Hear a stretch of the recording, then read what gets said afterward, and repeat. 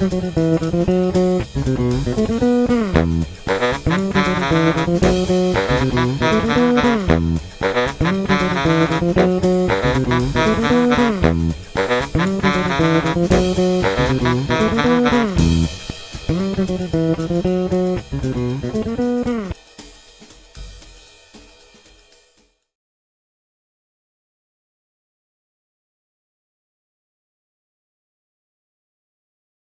on mute, Michael. But I am recording. Welcome. The words were coming out. Yeah, well, I'm happy to welcome you from the sauna in the midst of Germany, where we have really extreme temperatures. This is the 5th edition of our supply chain jam sessions. Today, with me, Sean Cooley, author of the book Transition Point, and Clemens Voll, also member of the Avineo network. Welcome you, and I guess we're expecting a couple of more members. This session is recorded. If you are not happy about recording and being recorded, then please drop out or skip your photo or whatever. But we will, of course, tape this session and provide either a teaser, a short version, or a long version. Subject today, the theme that we are jamming on is supply chain digitalization, myth or reality.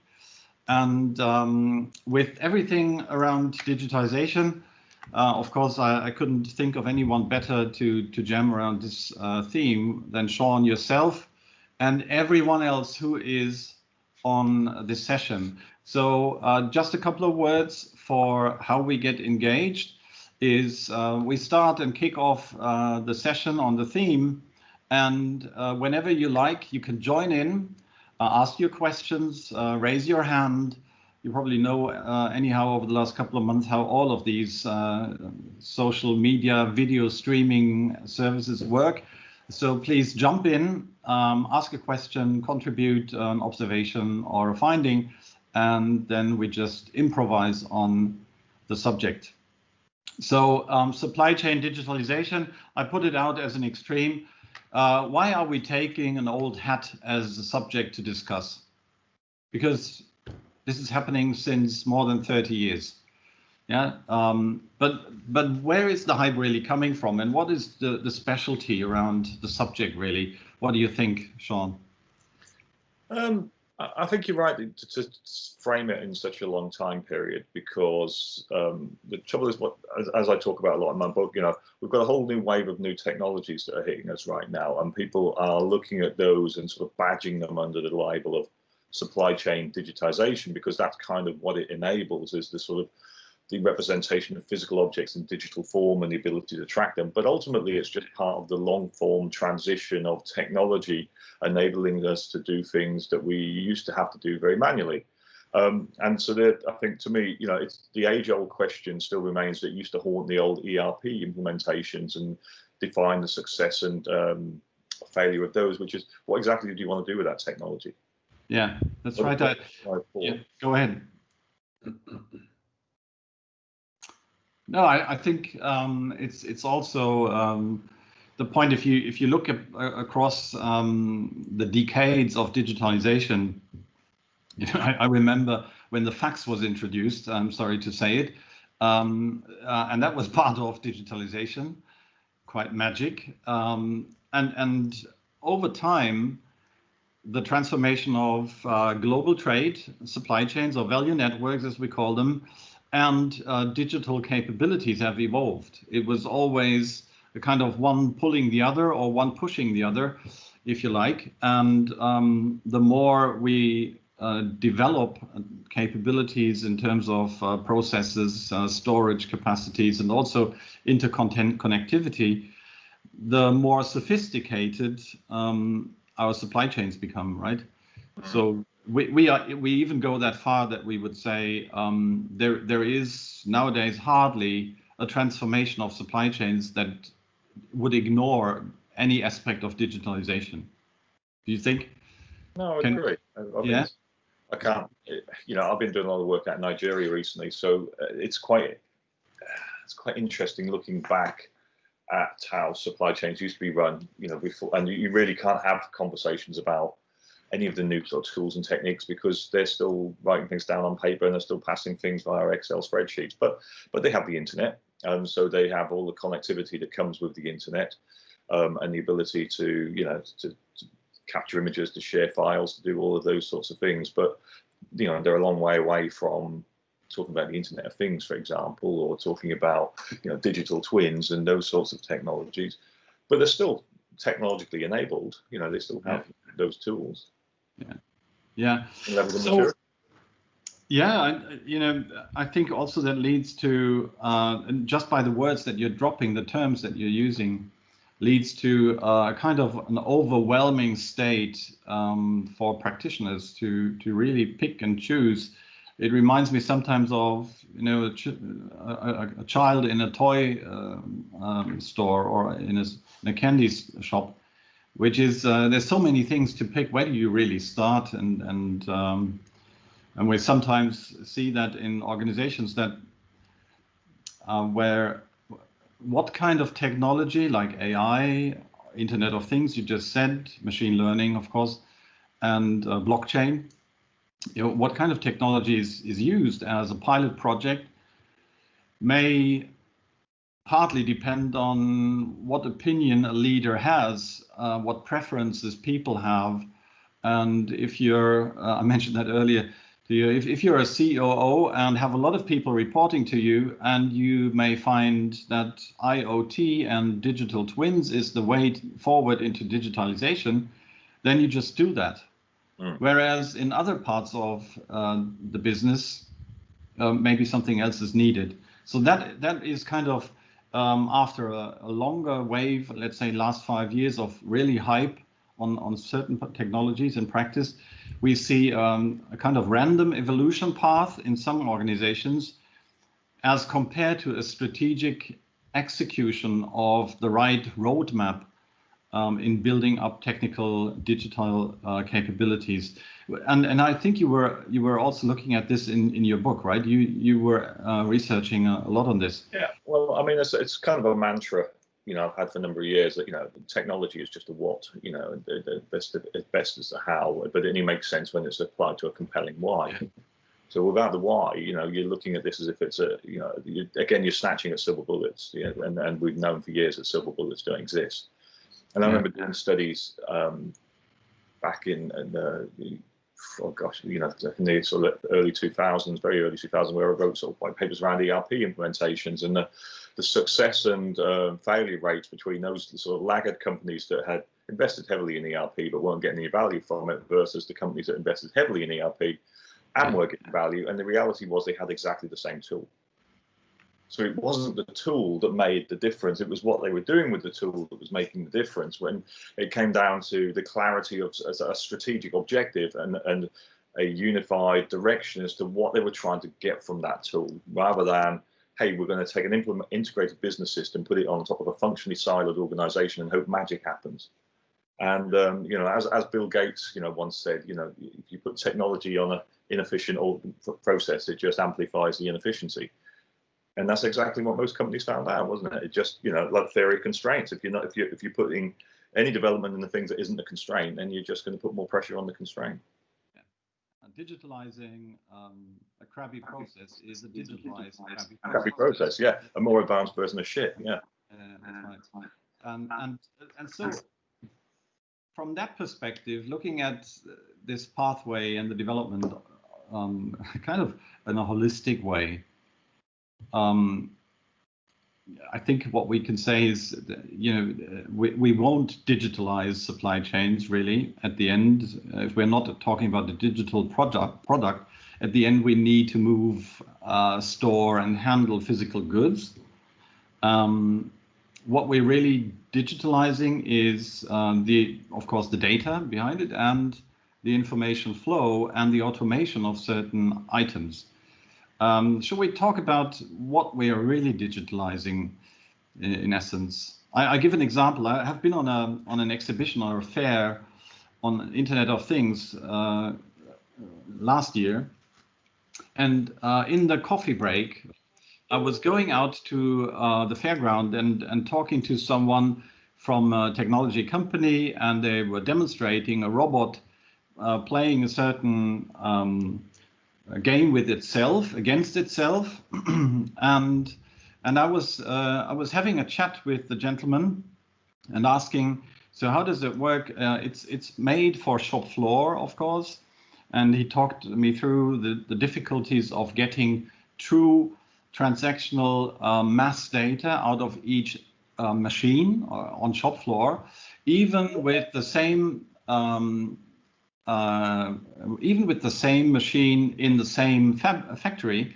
They may go through different generations and have different data sets available. And I was then asking the question, so what happens with the data that you generate and capture from that machine outside of the factory? And he was staring at me glazed and said, well, that's the next step. So in other words, it reminded me of something that we were seeing years ago, where a lot of technologies, operational excellence, lean, etc., were born kind of in the factory on shop floor, but never meant to leave the four walls of the factory. And I see a similar thing happening with a lot of pilots in digitalizing supply chains, but in pockets, in islands.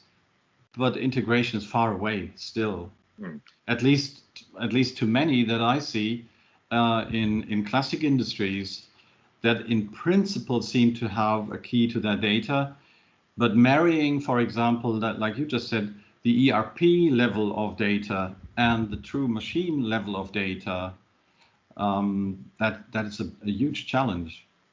So the digital twin is fine, but as long as it is not integrated, let's say, into a broader network, it really stays isolated. Yeah.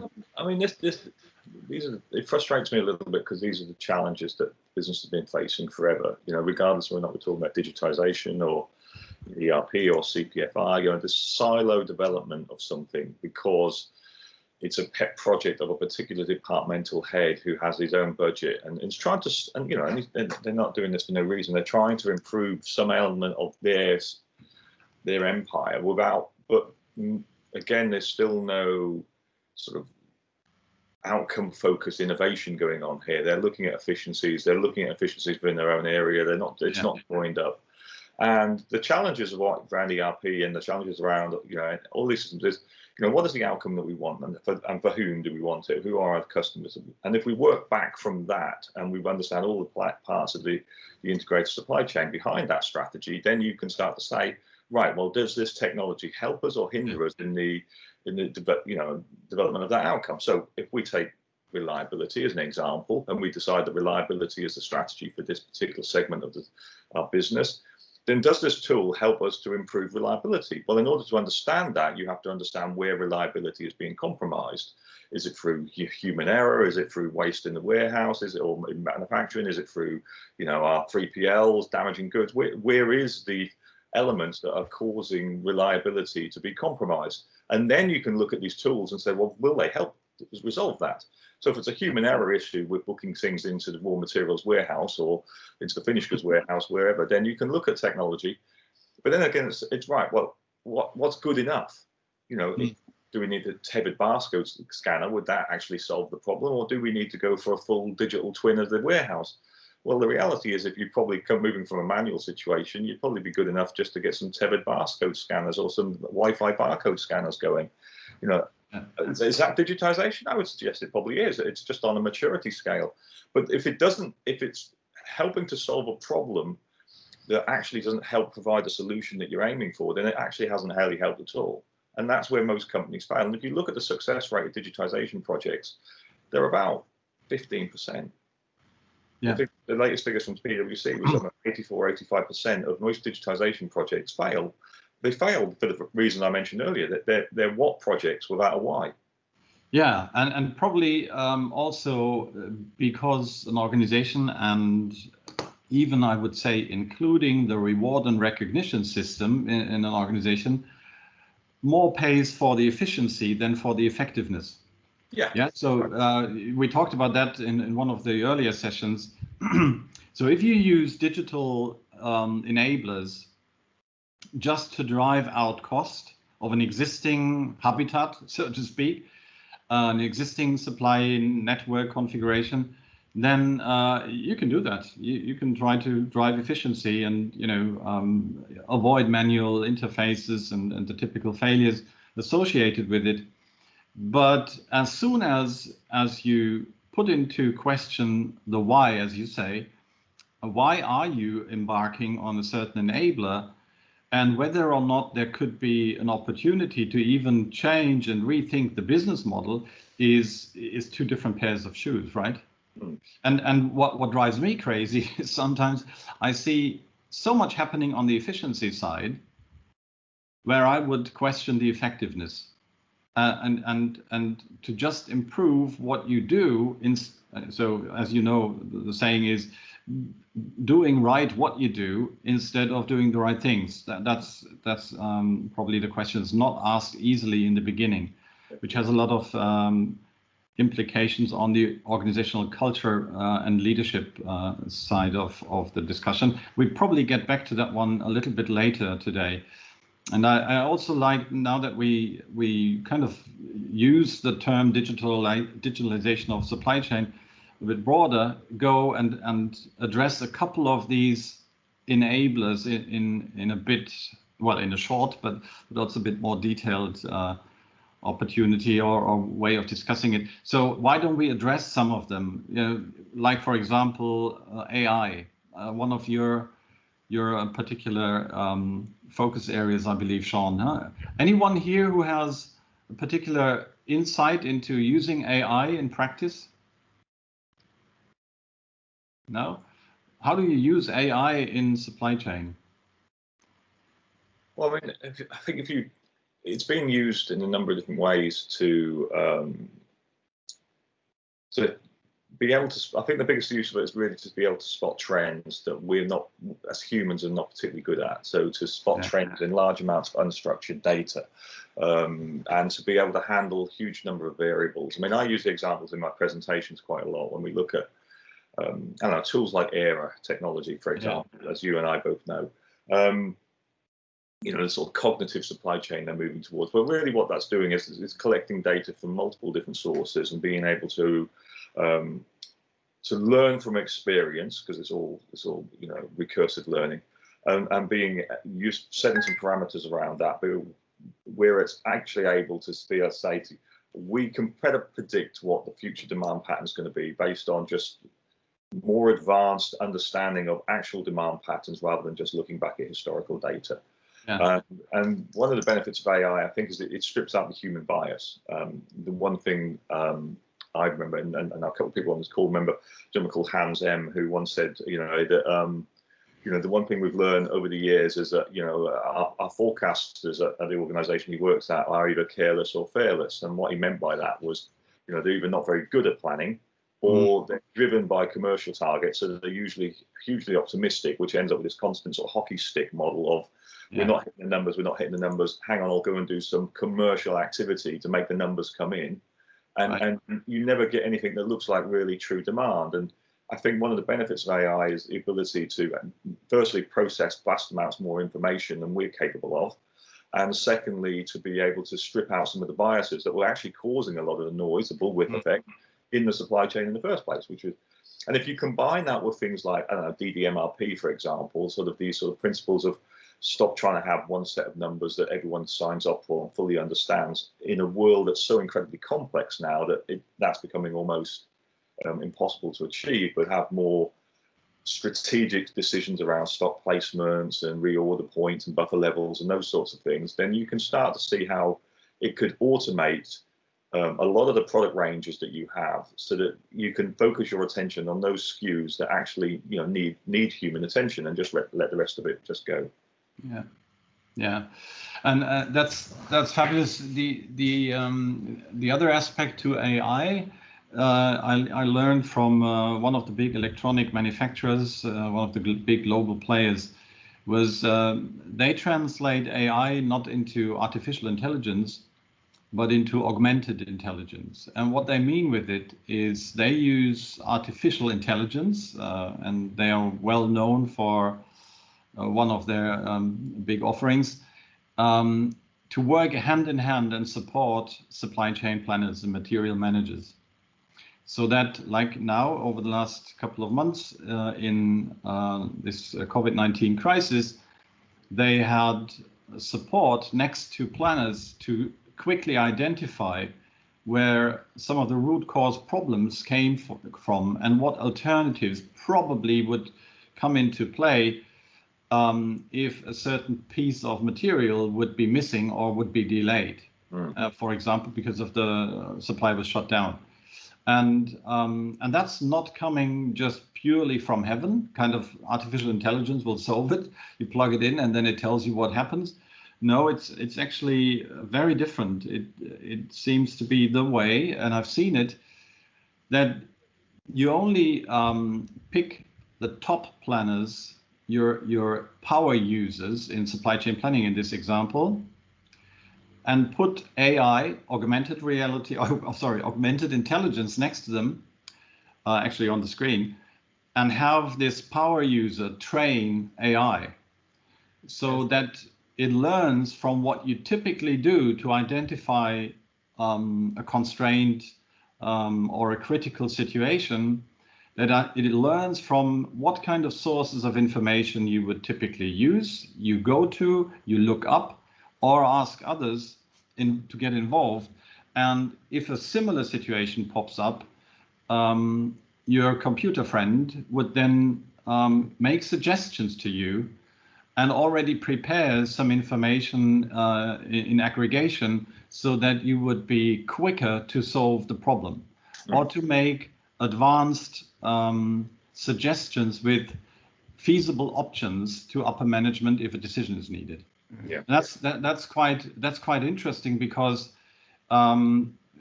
if I may say, my perception of a typical association with AI is that it will just reduce people, yeah, and then we're all replaced by robots or bots. But my impression was different. My impression was that the job will certainly enhance, and that you get more done and more relevant things done with the same number of people than before. Well, and that's. I'm not sure. I totally agree. If I'm being honest, I think you got both. I think and I talk about this quite a bit in my book. What we're going to see is you got to remember what we were doing ultimately is we're replacing the knowledge of individuals with the knowledge of crowds, and the crowds are machine crowds. And that's probably one of the bits that people fail to understand. You know, you have very intelligent individuals who learn from experience, but their intelligence is limited to them and maybe a couple of people that they mentor. What we're developing here is machines that are learning all the time from every input they receive, every data point, and also through the adjustments being made by your very clever people that you talked about, and they're getting smarter. And then they're sharing that intelligence with other machines and further iterations of that software, and it's getting smarter and it's getting smarter and it's getting smarter. Now, that's not just one machine. It's effectively, if you've got take ERA, for example, it's every instance of ERA being used around the world. Yeah. So I used an example about Tesla a few years ago where, you know, when Tesla's semi-autonomous capability switched online, people very quickly realized that the car was getting smarter in that mode. And it wasn't getting smarter because it was learning from you as the driver, although it was doing that. It was getting smarter because every night the data points from every Tesla on the road driving semi-autonomously was being sent back to Tesla, processed, the algorithms adjusted, and then over-the-air updates were doing. So the cars were noticeably getting smarter based on the collective intelligence of all of these different Teslas. Now, that's what's happening with machines. So your point is absolutely valid in so much as it will provide a level of data advice far in advance as to watch these individuals. And you're absolutely correct that for the best of the breed of planners, and they will have the tools that they've always dreamed of to help them make better plans. But you have to remember there are a vast number of people who have a role of planner whose involves updating a spreadsheet or updating a system or, you know, relatively rules-based and repetitive, and they're not particularly good at this job, and they are going to be wiped out. they are going to be completely wiped out, because very quickly, the moment your Unilevers and your J&Js and your organizations like that start to get a level of, it's not even forecast accuracy now, it's demand accuracy in terms of their planning, that's so far ahead of everyone else has to play ball, to catch up, because otherwise they're left with service levels and inventory levels that the market just doesn't accept anymore. Absolutely. From my point of view, this learning, I mean, this artificial intelligence learning is the most important point if we talk about digitalization, because there are a lot of tools around, there are a lot of technologies around, and they are used or not. But the new thing during the last years is the possibility, or the capability, that computers learn from each other, and they build up, so to say, a global brain. And in particular, this Tesla example is very interesting, because they train their cars. It's always a discussion if a car really can drive itself. And usually one would say it's too difficult, but we have to consider these cars are learning from each other around the world. So one day, of course, it will be possible that they can drive itself. And this is true for a lot of technologies. And this seems, from my point of view, the most important thing if we talk about this digitalization stuff. Yeah, no, I agree. There's interesting in this discussions I've had with companies like IBM Watson around their supply chain planning tool and Era around their ones. The way they see it moving, and I think this is moving this way incredibly quickly. And in fact, companies like Merck and J&J and Unilever are all using this now.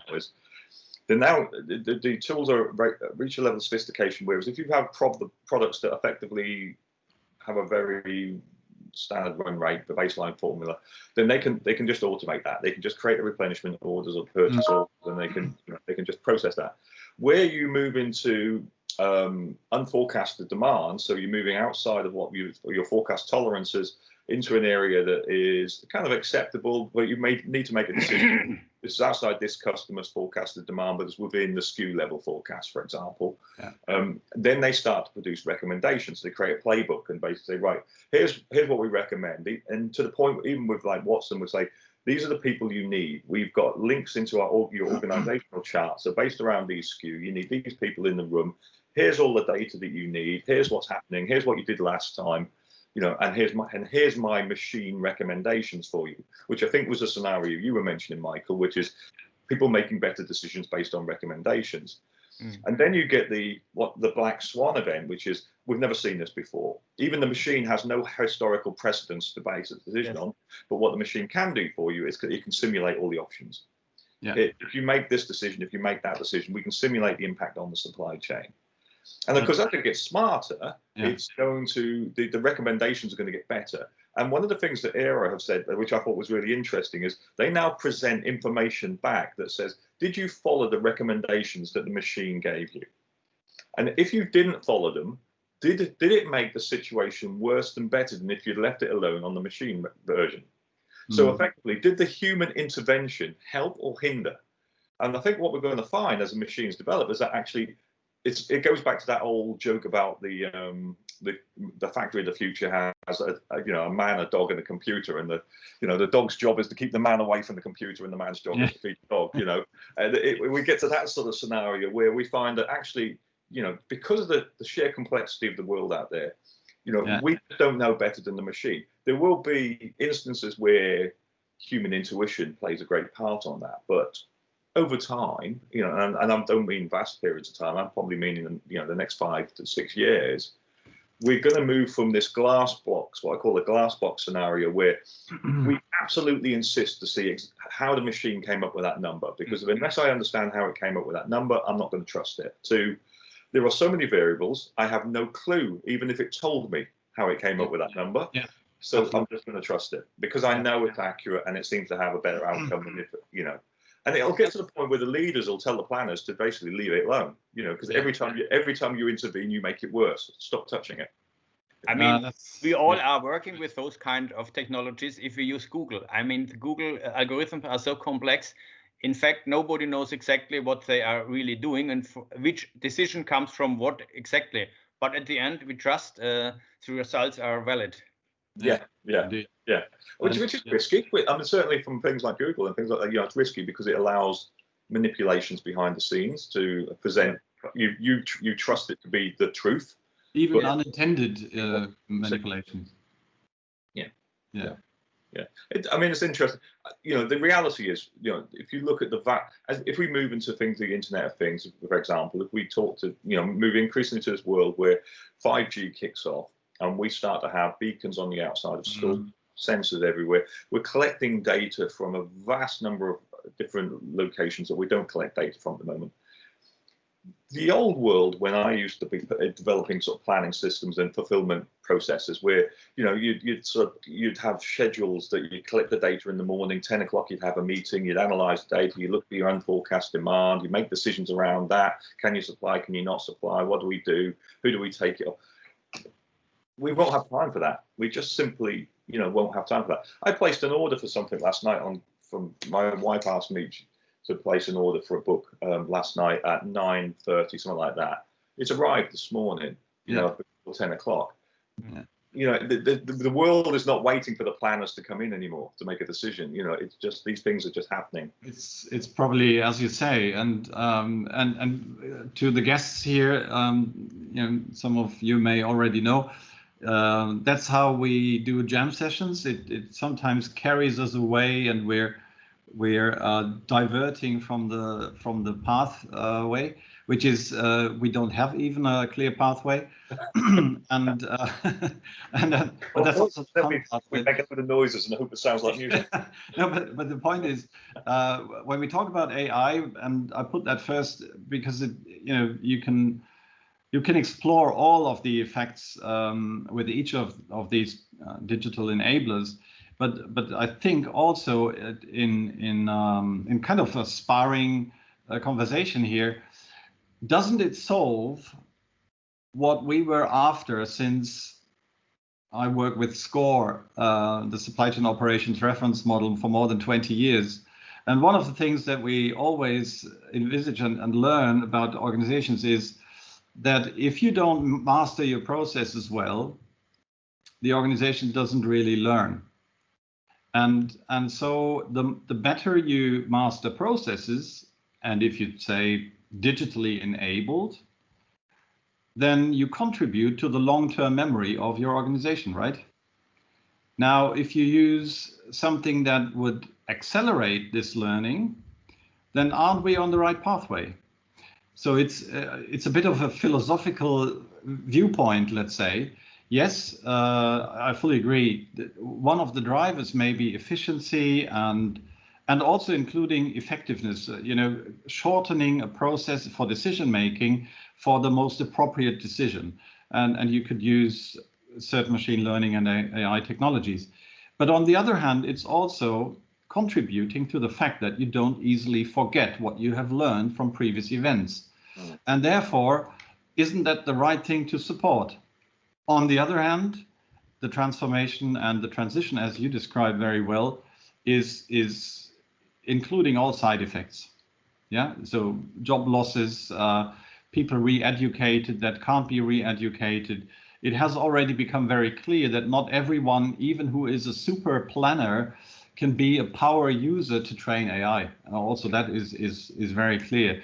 And the feedback that I receive, also having the pleasure to be the council director of the Digital Supply Chain Transformation Council with the conference board, is that these people have to be special. The profile of these future planners will look different as compared to these great fire workers that are just great improvisers and learn from experience. And one thing, just to close it up on this one, I've been a supply chain director myself, and also in one of the companies that you mentioned earlier in Unilever, and also there I felt sad about the fact that in a team of 10 planners you probably find 12 different ways of planning, and that when a new generation comes in, they look over the shoulder, and it's typically maybe not nowadays so much, but that's typically assumed that if you can fill your fridge at home, you're a good material manager anyway. That's easy. Yeah, you just place an order and you pull in stuff. Okay, you have to optimize a bit, but when it comes to using the system in an appropriate way, Clemens, you know also very well from experience. The little screws that you can use on planning parameters, data settings, it's a myriad of things, and all of a sudden you find these people left alone trying to optimize themselves for maybe what is the first goal, to not be chopped off if something goes wrong. Mm. Now, if I pour in something that helps learning for the organization, not only for the individual, then I think you could say we're better off as mankind. Even we're not wasting too much stuff. We're actually using and learning, building on what was already learned. Given the fact that, of course, sometimes the fundamental change events come up, which no machine has an idea about. Yeah. Mm. What, am I completely wrong? What do you think? Yes. Yes, I'm wrong. No. Can we pause for a break here and have a beer, because we're jamming on stage here? That's good. Yeah, no, you're not. In terms of the betterment for mankind and sort of moving us forward as a supply chain, absolutely correct. I think what the challenge, and I talk about this in my book quite a bit, is this you're right in so much as it's changing the nature of the roles, and I think you've also touched on one thing that I think is very important transition that most people haven't twigged at yet, which is we've got it's a threat in two ways to people in existing organizations, one of which is the mass technological and employment aspect of if you're doing repetitive rules-based data entry style jobs, an RPA piece of code or a AI planning system or anything will do it better, more accurately, more efficiently and cheaper. Mm. You're going to really struggle to compete with that. The second point you mentioned is also completely true, that the skills, therefore, of the people who remain will need to be much higher than they are previously. So you see, you've got a wipeout of unrequired skills and an enhancement of needed skills. So you get this very paradoxical situation of having a skill shortage and mass unemployment at the same time. Yeah. Now, the problem that I found in most organizations have got people who are, in planning roles who are our age, who put great weight on their 20, 30 years of individual knowledge. And they overvalue what they know and they undervalue what they don't know. And when they look at stuff like this, that basically says everything you've learned today, everything that you've traded off and that's given you prestige and has got you to the role you have, is potentially not valid moving forward. There's a completely new way, a new operating model, new ways of working and new skills. And by the way, that 24-year-old who's you just joined, they know more about the future than you do. That's a very scary place for most people to find. And what you find then is that actually, they become the architects of their own destruction. So ultimately, what organizations fail to change quickly enough in order to adapt to these, a lot of cases, because most people in the organization move from focusing on sort of team value into individual security. Yeah. And then you get barriers to change, and that becomes weighed down in the organization. Now, if you're a very lean organization that fully knows where it's going and knows what the outcome is and can demonstrate how this technology is going to produce better outcomes for the organization, and you understand that your role, very T-shaped, is in that organization, you're going to buy into that. But if you're in a very I-shaped organization where it's all about your team and your survival and your role, and you put great weight in your ability to be the only person who knows how those macros work in that spreadsheet, and someone comes along and says, this system over here will take away that spreadsheet, you won't need to do it anymore. All they hear is fair. And they will probably resist that transition. So you've got there are some really interesting human dynamics here. And I think I think so. The companies that don't have themselves in a good place right now from an organization perspective, in the point you mentioned, we're not clear on our strategy, we haven't defined our end-to-end value chains, we don't know what outcomes we want, but we're going to look at technology as a silver bullet, are going to struggle to get any results from that, not only because they're looking for that problem, they're looking at technology as a silver bullet, but because their teams are going to see this as a pure threat to their position and their standing. That's true, and I think it also touches on a very fundamental success factor for innovation as such. So if you if you consider an organization where a lot of the prosperity comes from the fact that individual or team performance is rewarded and recognized, so they do improvements, they have a breakthrough idea, and they are allowed to to develop it further, and therefore they get recognized, they get promoted. In future, if so to speak, the added value, the intelligence, the insight comes from a machine, what would be the effect of those, even the super users, that may lay back and say, well, you know, I'm not recognized for what I did. It's anyhow at the end the machine that did it. Yeah.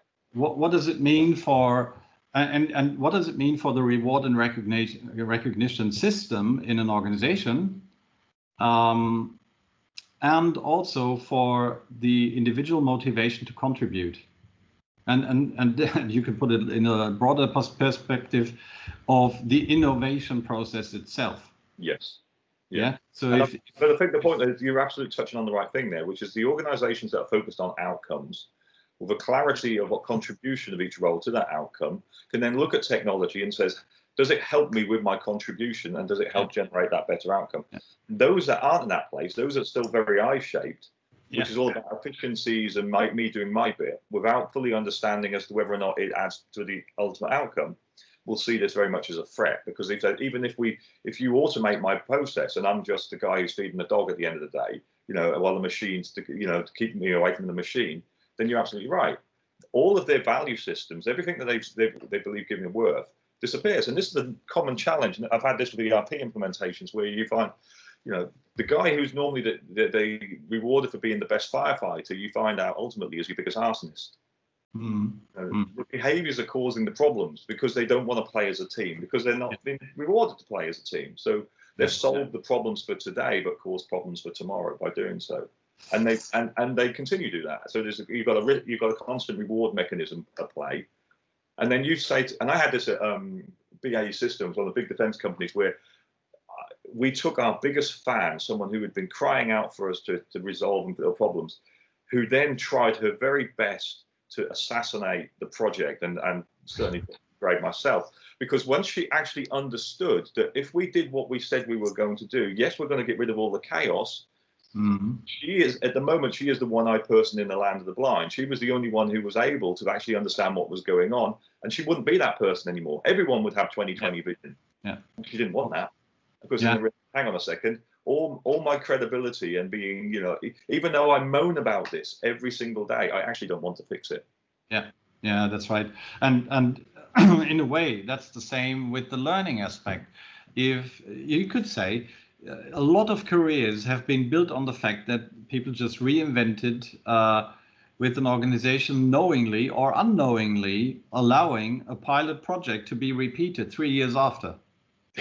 The goldfish syndrome we talk about so many times, you know, while for the goldfish it's three seconds to forget where he was or swimming around in the bowl, the organization takes typically 3 years, and then you find out, and I've been there many times as your cross fertilizer. Did you know that they do something over there? And then, you know, we did that 3 years ago, and you know, if you try to avoid this, then the effect is like in the 19th century.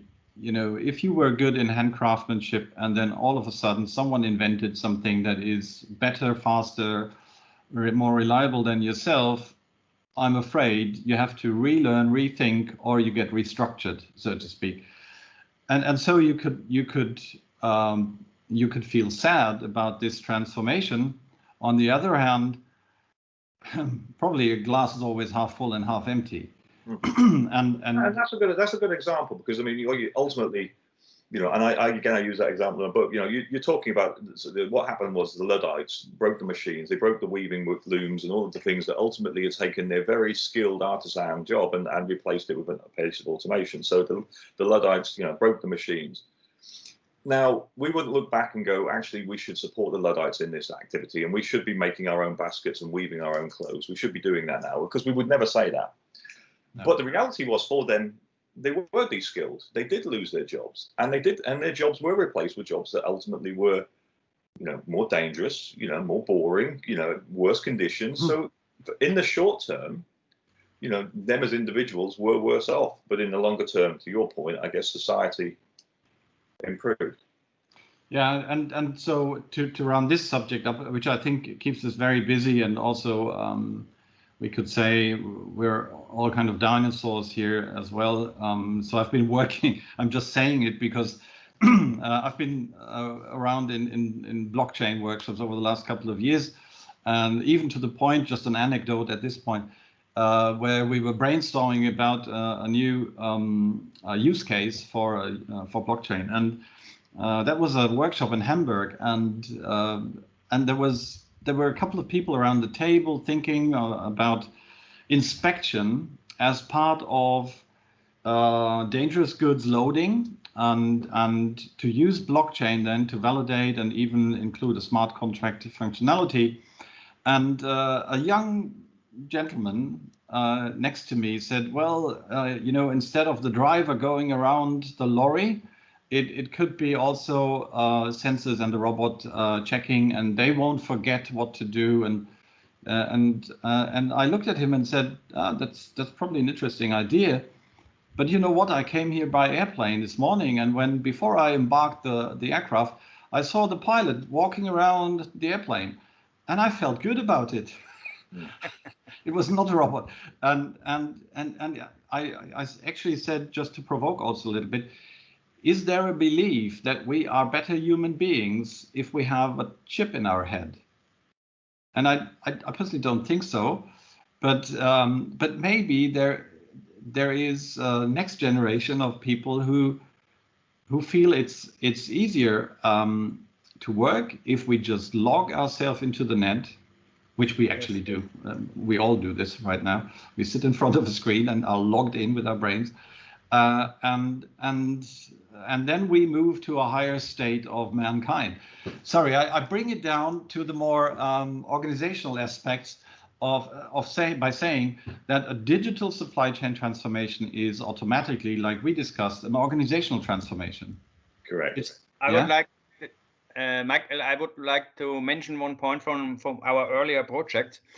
Probably you know that I was earlier at IDS here, and we implemented SAP Advanced Planner and Optimizer, SAP APO, which was during that time a really huge step for the planners.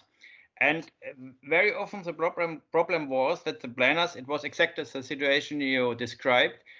They thought somehow they are redundant now, and even we had projects, we implemented APO, but the planners continue to work with Excel. Somehow they always find a solution to avoid to use SAP. Mm-hmm. But at the end, with a lot of change management and trainings and so on, most of them were happy. They even had not less work to do. It was not the point that we could save employees, but they had a better planning quality. And the planners, they are motivated. They want to have a good planning quality. This is what a planner wants to do. And then at the end, they learned with these new tools, their own intention is going to happen, and they used it at the end, the APO, and it was in most cases, it was then at the end a success. Yeah, but probably the interesting thing really, I think, is also like I experienced with using SAP APO, it's probably the same kind of fate as we see with Microsoft suites.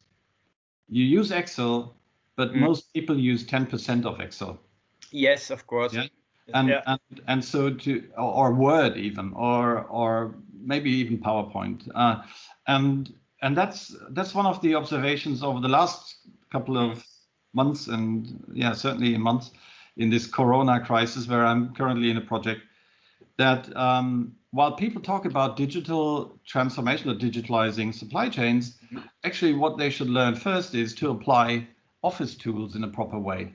Yeah, this is what my colleague. In other words, the example of the IoT project, trying to get mass data out of the machines in shop floor, they were running this project by sending emails with attachments forward, backward. Yeah, and so in other words, in this Microsoft world, not even using SharePoint in a proper way, no collaboration tools in a proper way. So there's a span of there's a big gap between approach and attitude and go for it versus what people really use in practice. And that kind of gap to be filled is like saying, we want a blockchain technology and automated smart contracts, but master data are crap. So, yes. you know, that's kind of the saying. But maybe it is not necessary to close this gap, because this is why I think the machine learning or the artificial intelligence learning is the most important thing. I can't pronounce it. The computers can learn even if the people do not learn. They are a little higher, so to speak. And when I talk to my colleagues from the implementation projects, they tell me exactly what you said. They telling me you are talking about digitalization and Industry 4.0, but people even are not able to use Office properly. And that's exactly what you described. But this is a different level from my point of view. Sure. Yeah, that's a good one. Also, Sean, you wanted to comment on this one? Yeah, I mean, the word digital gets thrown around. I think that, we've got to understand digital is not a project. It's a destination, and sorry, it's not a destination. It's a journey, and it's just part of that journey of continuously using tools in order to create better outcomes for your business. And it's all connected. It gives you an opportunity to redefine, what you stand for as an organization, how you operate, what you reward.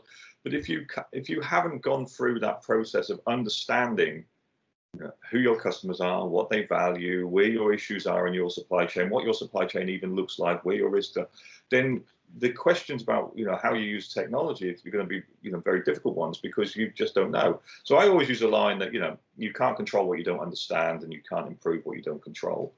But understanding reverses that. True, understanding enables control, control enables improvement, improvement enables innovation. Most companies want to leapfrog all of that. The understanding bit looks difficult. It looks difficult, it looks messy, it looks unglamorous and unsexy. Let's not do that. Let's just jump to innovation. You just can't. You just can't do that. You have to go through the rigor of really defining what are our value propositions and to which customer segments, how do we deliver those goods, what's our supply chain look like, where is it situated, what are the processes, what are the bottlenecks in our processes that stop us delivering our outcomes, what channels do we go through, what channels we're going to go through in the future. Unless you do that end-to-end hard thinking, you're not going to be able to get any sort of value out of these digitization projects, regardless of how sophisticated the tool. Yeah, which nicely links into your comment, Althio, I believe. You said it earlier, it's hard because you need to think long and hard about what drives overall effectiveness instead of just making individual process more efficient, which is also, I think, coming back to this reward and recognition. How do I make a career in a business kind of question? Because if it's always the low-hanging fruits with which you can entertain your bosses, let's say. and that is seen and recognized. I would say as the next phase, I would look forward to see AI being used for management processes.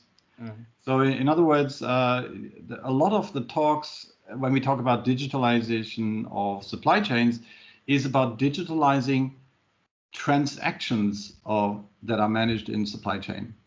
In other words, the day-to-day operational stuff, the decisions that you need to make, managing orders, customer orders, purchase orders, production orders, etc., the planning around it. But when it comes to infrastructural reconfiguration decisions, investments, of course, then mentioning change of business models, etc., new partners in the way to market, these kind of decisions, I'd like to be supported with AI as well. And so far, I think we have this kind of gap, and I'm addressing this point deliberately, of leaders believe that when they read a concept, they understand what it is and they can delegate it for implementation. But I think that kind of thing should be rethought. And one of the things I came across recently was a book on digitalization of businesses, which put into question the old way of leading organizations. So we not only for the hierarchy, but also for the tools and the mechanics that are used to lead organizations. In other words, one particular example is allowing that an organization with a range of complexity works as siloed instances is just a symptom of the fact that you're not ready for digitalization. Mm-hmm. Yeah. Yep. So and the new expression for organizing your organization, or leading or managing it, is orchestrating transformation, and that requires a couple of new tool sets and mechanics for leaders to use in order to get there, and also to address what kind of maturity you are. By the way, last one item I would like to mention here is that the dynamics of how we are human beings and come to decisions in an organization very often puts those that like to emphasize on the thinking into a very difficult position. Allow my language, if you are constantly perceived as the party pooper in a management team just because you ask for thinking about why instead of what and how, is a very difficult thing to manage. It's another one aspect of being a leader who understands diversity and risk and opportunity balance, and not just do. Yeah, roll up the sleeves, just do. Mm. Yeah, that's probably what I've seen as well. Karim says, hi guys, a very interesting discussion. I need to go as I have a call in 4 minutes. And we're closing in actually 2 minutes. Karim, so nice to see you. And sorry, Sean, you had another comment. So if you need to leave, Karim, just drop out. Of course, we're not stopping you from working further. And good to see you. Yeah, all right. And yeah, and I think that's also to open up again, if there are further comments, something that you like to address, to have addressed maybe in another session on the subject, because we didn't talk about blockchain, we didn't talk about IoT in detail and others, we can. And, well, we didn't talk about robots. We didn't talk about robots and bots. Yeah, indeed. So we've got enough room for doing a take 2 on this one, Sean and the rest, and we will be scheduling this again.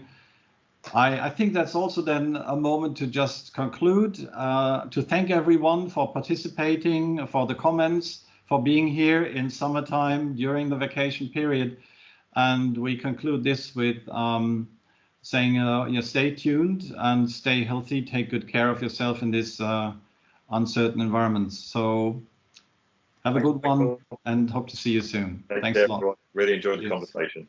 Cheers. Thanks.